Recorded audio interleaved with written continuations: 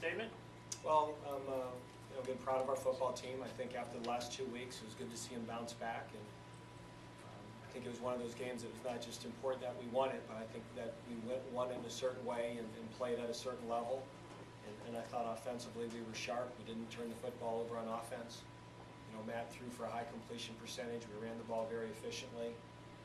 Defensively, except for the one drive on a short field, you know, I thought we held them in check pretty good. We eliminated the run game and defended them well.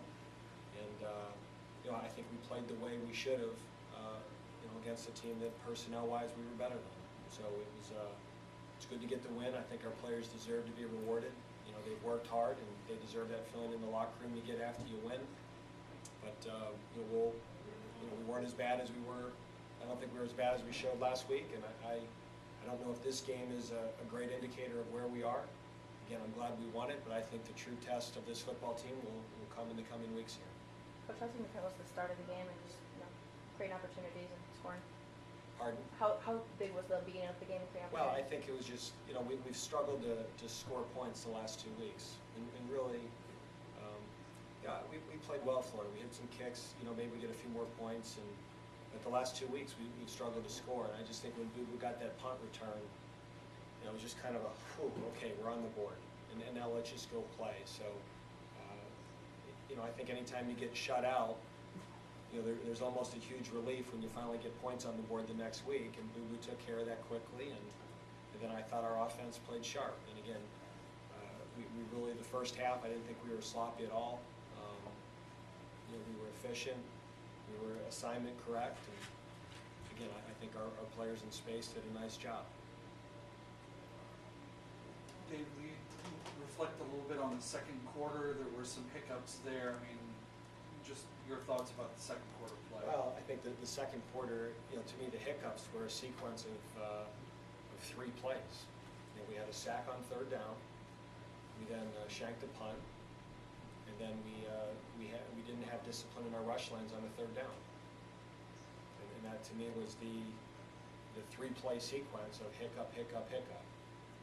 So I mean, we had the game in control, and again, we gave up a sack deep in our own end. We had a 12-yard punt, and then we had a blitz called, and we got guys that didn't stay in their proper rush lanes, and the quarterback escaped on the 3rd and 6, I think it was, and got the ball inside the 5. Will you talk a little bit about then bouncing back after those 3 hiccups to kind of re-control the game? Yeah, I mean, I think our offense came back on there and at least had a drive. We didn't score. And then we got the ball back after the fake field goal, and it was good to see us execute the 2-minute drill. And you know, games like this are important because we have a lot of young guys, especially at receiver, that haven't played a lot, and they haven't had a lot of success. And I mean, they've had some tough matchups. So I think it's really good to see Chris Gallen hopefully get some confidence by catching 2 touchdowns. Hopefully, Hervé Kobe's play will spring him on and give him some confidence. It was exciting to see Jamal Hosley make some plays. I think he gave us a little bit of speed and quickness out there that we need. And I think it's also good for Matt Shills to go out there and throw for a high percentage and, you know, put some yards up there and get some points on the board. I mean, you know, these guys need to feel good about themselves, and we needed that going into MAC play. And again, it can't be false confidence, but you know, we beat a team that we should beat. But I think sometimes you play those games and maybe you win it, but you don't win it the way you should. And I think we won this game the way we should win it. Sean in the 4th quarter had foot ice. What was the deal with him? Yeah, he's you know, his one toe's been swelling up a little bit, and it's been a management deal, and he just kind of tweaked it again. So I asked him if he was okay, and he said yeah, but at that point we kind of had the game in control, and if he would have needed to play, he could have, but at that point it wasn't worth putting him back in. What went into the decision to take the red shirt off Mosley? I mean, is it basically attrition at wide receiver? I mean, I think it's a combination of, you know, we've had some attrition. We had, you know, Burbrink was injured, Heath Jackson's hurt. I don't know how soon we're going to have those guys back. I think we haven't been making as much plays at that position as we needed to. And you know, you're at our practices, John. That kid makes a ton of plays on the scout team against our starting defense.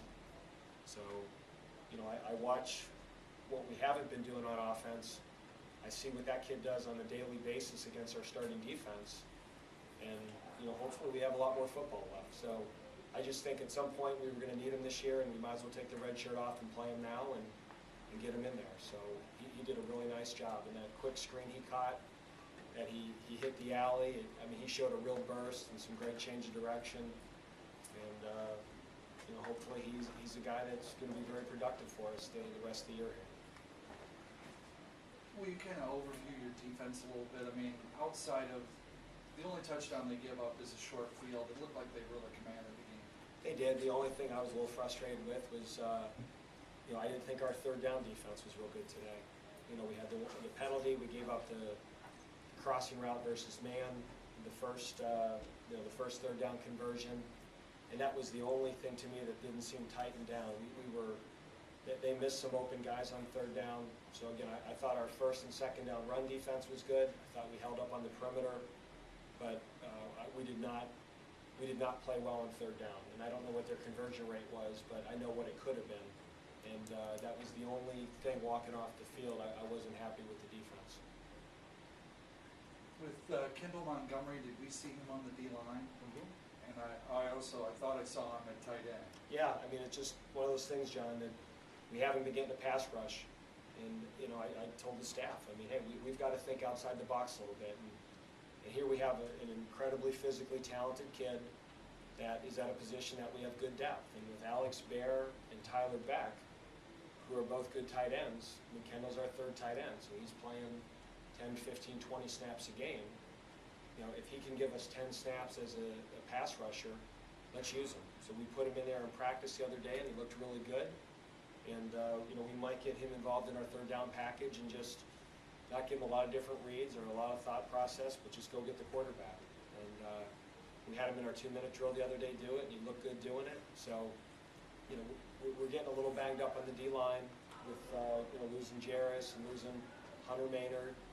And, some of our ends, Charlie Walker was a little banged up today.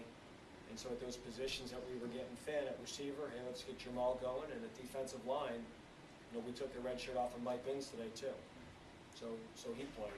And again, we have a lot of football left. So I just said, we got to play those guys, anticipating we're going to need them. And if there's a talented player like Kendall that we can use in different ways and allow him to get 25, 30 snaps a game, maybe at 2 different positions. We're not moving him from tight end. I mean, he's still going to be a tight end for us. But if that's a way that he can help this football team win, then we got to look at it. We got to look at everything. Did I see Fry on the D-line as well, or am I? Okay. Yeah, we moved him to defensive line about 2-3 weeks ago. Okay, is that a permanent move? That's a then? permanent move. Okay. So I said, John, you can stay in Bowling Green when we go to Florida and Virginia Tech, or you can go to D-line and you'll travel to every trip. And he's a great kid, and he works hard, and he gives us some depth there. And he's a tough kid, and I mean, even for a scout team, we're just our D-line numbers are decimated. So Mike Binns' red shirt is off. Jonathan Fry we moved, and we'll give Kendall Montgomery some defensive end reps. In terms of special teams, you went back and forth on your place kickers. Where does that stand right now? Well, it's Stein, but I also wanted to give Tate some kicks.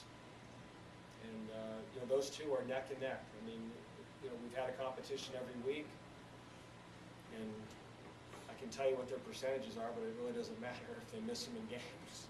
So, but I wanted Stein to get a few and get some confidence, but I think Tyler Tate's a very talented kicker, and I think he'll be good for us in the future. And I just, I wanted him to have some extra points and be rewarded for all the work he's done. With punting, is there something up with Schmidtbush? I mean, he's He's just very inconsistent. We had eight touchbacks all last year. We already have 7 this year. I mean, he's mishit more punts this year than I think he did all last year. The one he shanked, which led to their touchdown, and even the other one was a line drive. That was a very returnable kick that gave him the ball at the 32-yard line. So, I mean, he's a talent. He's a first-team all-conference guy, but he needs to be better for us. He's capable of playing better, and I think he'll get it fixed. But he did not have a good day today. But there's no switch there. He's our punter. He's going to be our guy, and we just got to get him right. And obviously on the punt return with Jackson Burbrink out, Boo Boo becomes the punt returner. When those guys are healthy, I mean, is that a choice you'll make at that time, or? I mean, it was Because I mean, it went both ways. hit or I mean, it was miss. very that much. return, I don't know if those other guys could make, but those other guys have been more consistent catching the ball. So, what do you think? I think you get paid the money to make Okay. that decision. That was in the spring game. That was your decision, but now it's mine. What's yours? So, I mean, Ryan Burbrick, if he's healthy, will probably be our starting punt returner, just because he is so reliable catching it. But I mean, watching Boo Boo do that, man, it's exciting, and it takes a lot of pressure off the offense. So, I mean, live Burbrick, catch it, and lateral to Boo Boo. Here's the answer. Anything else, Coach? All right, Coach, All right, thanks for coming out.